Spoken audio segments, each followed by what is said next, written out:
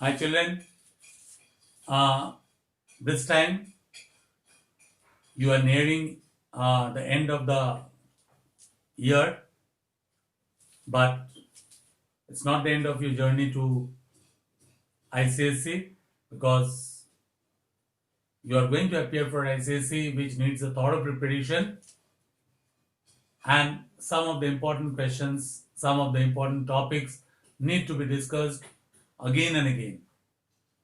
So be careful to read the topics from your books as also the lesson plans which are being forwarded to you. So be very particular about these things or these lessons which goes to you. For the timing, today we will be doing two things. One is discounting of bill, once again, because it's a very important one, and the other one is overdraft facility. These are the two topics. This topic even might come of 5 marks. This one also may be of 5 marks. It may be of 2 marks. 2 marks is sure to get, but 5 marks also is given. But for 5 marks, generally the paragraph should be written in such a way so that there are legible keywords which would give the meaning of these two topics. Discounting of bills, the keyword is what? Transactions are done in credit. Transactions in credit terms. First thing you should write this. Issued by the seller to the purchaser. Second point. If the purchaser is in need of money,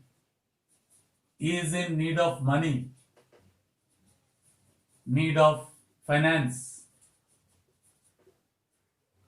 before the due date, he might carry this bill to the bank and ask for a certain amount of loan as a security.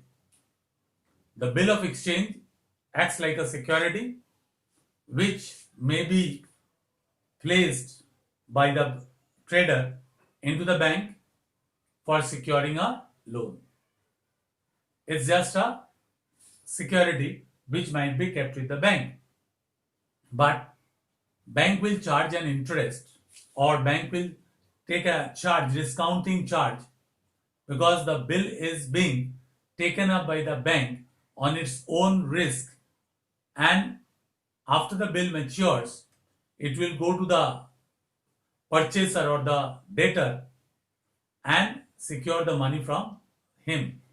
If he doesn't get it, if it gets dishonored, then the person who has kept the bill into the bank, he might be caught. So the bank is taking the risk of giving the money early than the maturity of the bill. So it's a kind of loan. So bank charges a discounting charge for it.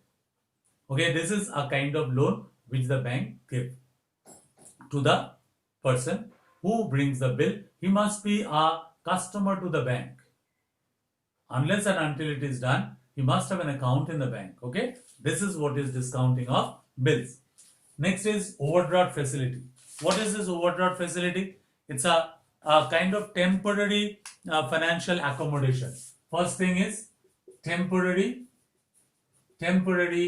financial accommodation. Financial accommodation. That is to accommodate the trader in case of need. The bank provides a overdraft facility. The trader, if he has an account in the bank, okay, and he might not have that much amount which he needs at a particular time, so he asks the bank to provide him. Suppose he has got 10,000 with him in the account.